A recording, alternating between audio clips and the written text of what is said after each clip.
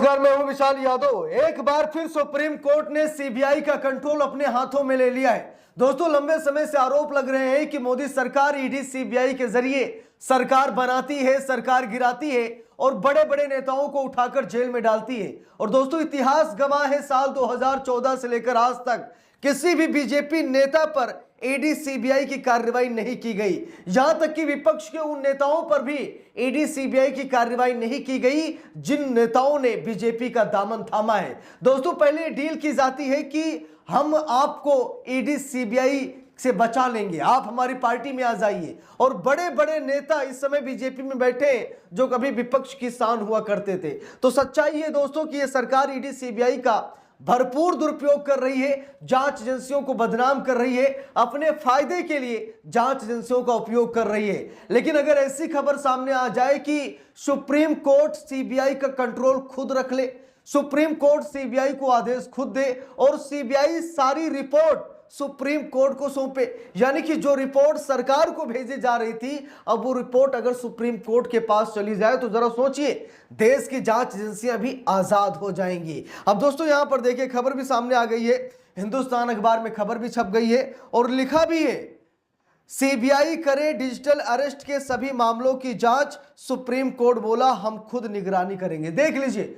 Supreme court ने कहा कि जितने भी डिजिटल अरेस्ट हुए हैं सभी के मामलों की आप जांच कीजिए, ठीक है, और इसकी निगरानी सरकार नहीं बल्कि इसकी निगरानी हम अपने पास रखेंगे। यानी कि सीबीआई जांच की सारी रिपोर्ट हमें तलब करेगी, सीबीआई हमें बताएगी और हम सीबीआई को निर्देश देंगे कि सीबीआई को करना क्या है। दोस्तों, पहली बार शायद मोदी जी को लगा होगा कि वो एजेंसी जिसे हम अपनी जेब की कठपुतली समझते थे, आज वो तो सुप्रीम कोर्ट के इशारे पर काम कर रही है।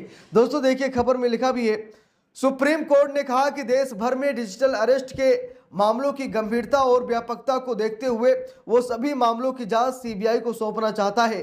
कोर्ट ने केंद्र और राज्यों से एफआईआर का ब्यौरा मांगा है। अब जरा देखिए, सुप्रीम कोर्ट ने केंद्र सरकार से कहा कि जितने भी डिजिटल अरेस्ट के मामले हैं सबकी सूची हमारे पास भेजिए, सारी लिस्ट हमारे पास भेजिए। और राज्य सरकार को भी यह आदेश जारी किया गया है, यानी कि सीबीआई को काम पर लगा करके केंद्र और राज्य सरकारों को नोटिस जारी कर दिया गया है कि अब आपके बस की बात नहीं है, आप कुछ नहीं कर पा रहे हैं, अब सीबीआई का कंट्रोल हम ले रहे हैं और सीबीआई से जांच हम कराएंगे। देखिए, यहां पर लिखा भी है खबर में, देश भर में साइबर ठगी और डिजिटल अरेस्ट के मामलों की गंभीरता को देखते हुए सुप्रीम कोर्ट ने कहा कि वो ऐसे सभी मामलों को सीबीआई को सौंपना चाहता है। सुप्रीम कोर्ट ने डिजिटल अरेस्ट के मामलों पर सभी राज्यों और केंद्र शासित प्रदेशों को नोटिस जारी किया है, उनके अधिकार क्षेत्र में दर्ज प्राथमिकियों का ब्यौरा मांगा है। कोर्ट ने कहा है कि डिजिटल अरेस्ट के मामलों के पूरे भारत में व्यापकता और परिणाम को देखते हुए वो सभी मामलों की जांच सीबीआई को सौंपने की इच्छुक है। देखिए, लिखा भी है, सुप्रीम कोर्ट ने साइबर अपराध और डिजिटल अरेस्ट के उन मामलों पर गौर किया है जिनके कर्ता धर्ता विदेशों में होते हैं तथा सीबीआई से इन मामलों की जांच के लिए योजना बनाने को कहा है। कोर्ट ने कहा कि हम सीबीआई जांच की प्रगति की निगरानी करेंगे, आवश्यक निर्देश जारी करेंगे। सुप्रीम कोर्ट ने सीबीआई से पूछा कि क्या उसे डिजिटल अरेस्ट मामलों की जांच के लिए पुलिस बल से बाहर के साइबर विशेषज्ञों सहित अधिक संसाधनों की आवश्यकता है। जस्टिस सूर्यकांत और जस्टिस जयमाल्या बागची की पीठ मामले की सुनवाई कर रही थी। इससे पहले 17 अक्टूबर यानी पिछले साल को भी सुनवाई करते हुए सुप्रीम कोर्ट ने कहा था कि डिजिटल अरेस्ट से जुड़े मामलों का सही तरीके से पता लगाने के लिए केंद्र और राज्य सरकारों को मिलकर समन्वित प्रयास करने होंगे। इसके अलावा कोर्ट ने सीबीआई से भी जवाब मांगा था। तो दोस्तों, बात यह है कि हम सभी लोगों को मालूम है कि करोड़ों करोड़ की ठगी हो रही है और सरकार के नाक के नीचे हो रही है।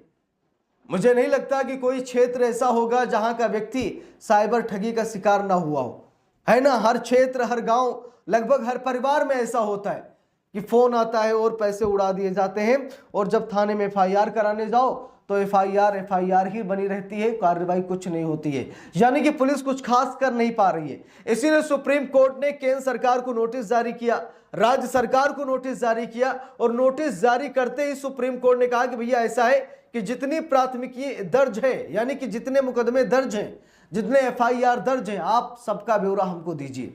अब आपके बस की बात नहीं है, सीबीआई का सही इस्तेमाल करना होगा। भाई सीबीआई का जो काम है सीबीआई से कराएंगे तो अच्छा करेगी सीबीआई। अब सीबीआई का काम नहीं है कि सरकार बनाए या फिर सरकार गिराए, लेकिन मोदी जी यही कर रहे हैं। सीबीआई का इस्तेमाल अपनी सरकार बनाने और विपक्ष की सरकार गिराने के लिए कर रहे हैं। भाई दिल्ली में सीबीआई को जमकर लगाया गया, बदले में अरविंद केजरीवाल को जेल जाना पड़ा और आज सत्ता से बाहर हो गए। ममता बनर्जी का देख लीजिए, ईडी सीबीआई का घर बना दिया गया था बंगाल को, ठीक है। बदले में क्या मिला?